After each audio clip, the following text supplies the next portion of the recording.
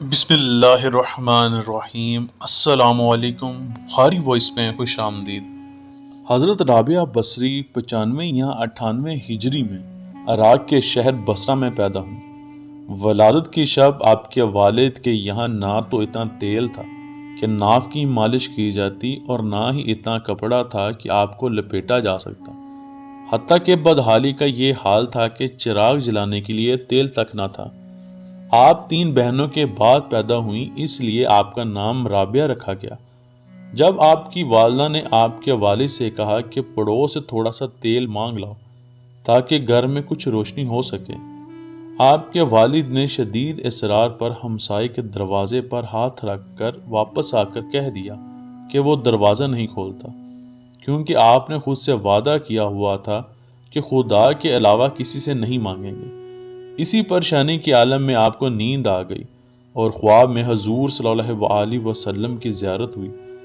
آپ صلی اللہ علیہ وسلم نے تسلی دیتے ہوئے فرمایا، تیری یہ بچی بہت ہی مقبولیت حاصل کرے گی اور اس کی شفاعت سے میری امت کے 1000 افراد بخش دیے جائیں گے۔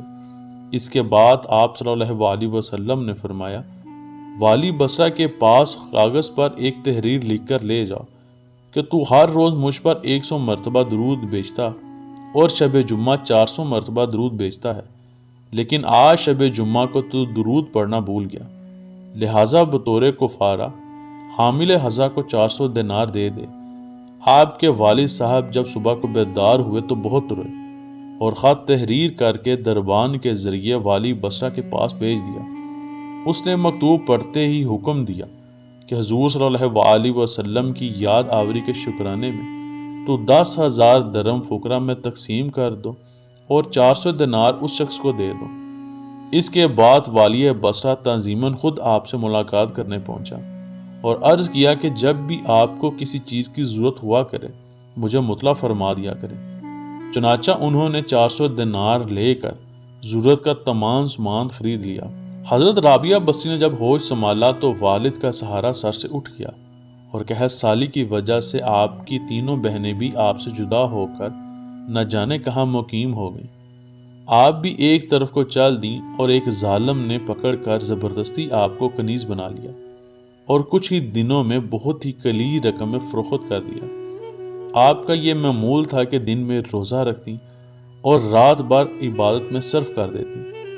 ایک شب جب آپ کے مالک کی آنکھ کھلی تو اس نے چاروں طرف دیکھا اور اس وقت ایک گوشہ میں آپ کو سجدہ کی حالت میں پایا اور ایک نور آپ کے سر پر فروزاں دیکھا، جبکہ آپ اللہ سے یہ عرض کر رہی تھیں کہ اگر میرے بس میں ہوتا تو ہمہ وقت تیری عبادت گزار رہتی، لیکن چونکہ تو نے مجھے غیر کا محکوم بنا دیا ہے اسی لیے میں تیری درگاہ میں دیر سے آتی ہوں۔ یہ سن کر آپ کا آقا بہت پریشان ہو گیا اور یہ عہد کر لیا کہ مجھے تو اپنی خدمت لینے کے بجائے الٹا ان کی خدمت کرنی چاہیے۔ چنانچہ صبح ہوتے ہی آپ کو آزاد کر دیا اور درخواست کی کہ آپ یہیں قیام فرمائیں تو میرے لیے باعث سعادت ہوگا، ویسے آپ اگر کہیں اور جانا چاہیں تو آپ کو اختیار ہے۔ یہ سن کر آپ حجرے سے باہر نکل آئیں اور ذکر و شغل میں مصروف ہو گئیں۔ ایک رات میں آپ 1000 رکعت پڑھا کرتی تھیں۔ ایک روایت میں ہے کہ آپ گاتی بجاتی تھیں، بعد میں تائب ہو کر جنگل میں گوشہ نشین ہو گئیں۔ روایت ہے کہ ایک دن حضرت حسن بصری نے دریافت کیا کہ تم کو یہ مراتب عظیم کیسے حاصل ہوئے؟ فرمایا کہ ہر شے کو یاد الہی میں گم کر کے۔ پھر حضرت حسن نے سوال کیا کہ تم نے خدا کو کیوں کر پہچانا؟ جواب دیا کہ بے مایہ اور بے کیف ہونے کی وجہ سے۔